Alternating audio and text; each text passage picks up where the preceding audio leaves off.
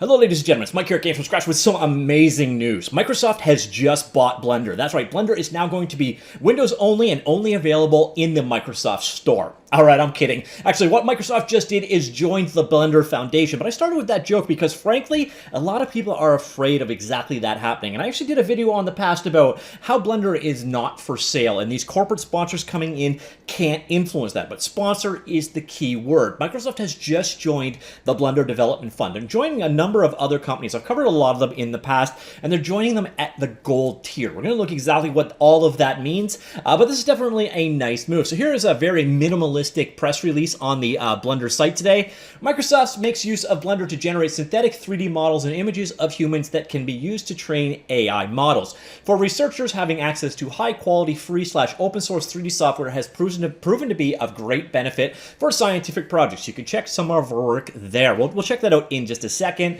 To express their support, Microsoft is joining the Blender Foundation Development Fund as a corporate gold member per July 1st, 2020. We at Blender are very proud of this support statement. It's another important signal that the industry migrates to open source and finds ways to contribute to it. So basically, they're just handing over a small bucket of cash to help Blender's development. And that is generally a nice thing to see. What is the Blender Development Fund? The Blender Development Fund accepts donations to support activities to provide free and open accessible services for all Blender contributors, including professionals and corporations, on the blender.org website. Support activities include bug fixes, code reviews, technical documentation, and onboarding.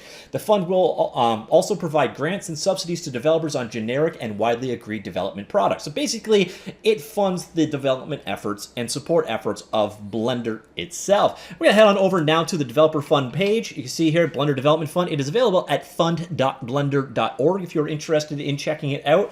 Right now, they have a total of 108,296 monthly contributions. I'm not sure if that includes the new Microsoft one or not. 4,602 individuals and 41 corporations currently support them. So you've got a number of different membership levels. And gold, you can see here, Microsoft is kicking in $30 a month. Woohoo! Actually, that's a kidding. That's a personal level donation. We'll look at the corporates in just a second. In terms of who currently support them, the big players are NVIDIA, AMD, and then the Epic Mega Grant program. Epic Mega Grants actually gave them a $1.2 million grant. That I imagine went quite a way. So now we can see in the corporate gold tier, we've got Microsoft, CGGE Institutes, Intel Software, Embark, and Ubisoft. Now, this is Ubisoft Film Division, and this actually, from what I can tell, is Microsoft Research. It's a subdivision of Microsoft. They're very free-spirited in what they can do over there. A lot of some of the best minds in the world of computer graphics, artificial intelligence, etc., work there, and they just work on stuff. And that seems to be who the actual sponsor is from the Microsoft side of things. And then we've got silver corporate sponsors in Ubuntu, Blender Market, Steam, Google, and Adidas, oddly enough. And then at the bronze tier, we have those guys. Nobody really huge is jumping out at you there, but definitely we all appreciate their support. And then we get into the individual donors and backers right here. So that is that. Now let's go talking about what the corporate donorship means. So what does having a new gold donor mean for the Blender Foundation? Well, here we go. Corporate memberships are like this. Basically, at the corporate level, a bronze is 6,000 euro a year.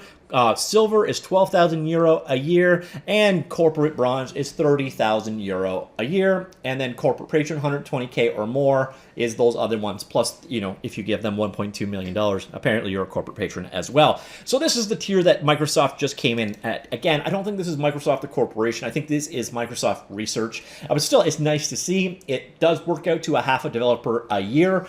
So the developer team just grew by half a person. I don't know where they keep finding half a developer. That's got to be inconvenient at best, but it's definitely a nice move to see. Now, if you're wondering, and this is actually quite interesting, this is the example they gave of what they're working on at Microsoft. So this really seems like a Microsoft research project.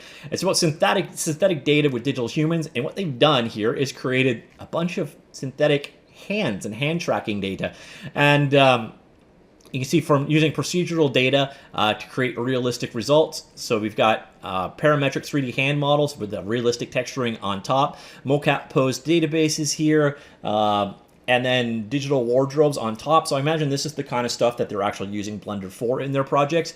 And it does make sense. If you are working in, you know, an open source AI kind of world, Blender is a good tool for you, especially when a lot of the AI machine learning type stuff is done in Python, which can be done directly inside of Blender itself. It's got a license that is, you know, permissive, allows you to do whatever you want. But here's kind of one of the examples. And this graphic is what I got for the front, you know, it's that procedural human thing. So some of the base mesh modeling, I'm assuming, is being done in Blender, and I also assume that some of the, you know, again, the wardrobe stuff, etc., is being done. So now we're going to flip on back to the original announcement again, and the joke I made to start things off. No, this does not mean that Microsoft owns Blender. It does not mean that Blender is going to run better on, well, actually it could mean that it's going to run better on Windows if that's where part of the support goes, but this doesn't mean that it's going to be detrimental to non-platforms. All these other acquisitions or onboarding or whatever, when we go over here and we look at the various different sponsors that are already here. Oh, I lost the sponsors. Where'd they go? They're right here. Okay. So when we had NVIDIA come on board, it didn't hurt AMD. And then when AMD came on board, it didn't hurt NVIDIA. When Epic came on board, it didn't hurt the Unity support. None of these have made a negative impact yet on Blender.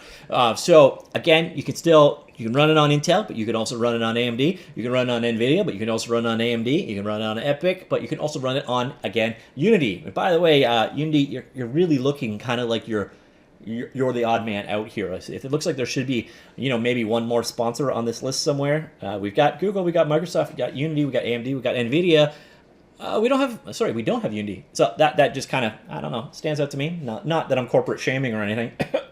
So that is it. That is the new news here. Again, not the end of the world. There's nothing to be afraid of here. It basically just means that they're going to get a little bit more resources on an annual basis. And basically the other real kind of advantage to an announcement like this is a little bit more legitimacy comes to Blender. And that means those people that are looking at it from a commercial point of view, oh, should we go with Blender? Is Blender usable in our environment? Well, when you see the people that are on board with it, when you see the NVIDIAs, the AMDs, the Intels, the Microsofts, you kind of start thinking, oh, wait, this is pretty legit. So it's just another feather in the cap of Blender, and Blender just getting better and better and better. So let me know what you think of this. Again, the doom and gloom, there's no reason for it. We've been down this road a couple of times. Blender is a fully open source project. It can't be bought. So that's not what happened here. What happened here is just undeniably a good thing. Now, the one argument I guess you could make is that Microsoft could have influence on the future development of Blender, but to be honest, that's not necessarily a bad thing. Neither, same with NVIDIA or AMD. If they want to influence it in a certain direction, well, there's a good chance that that influence actually makes sense.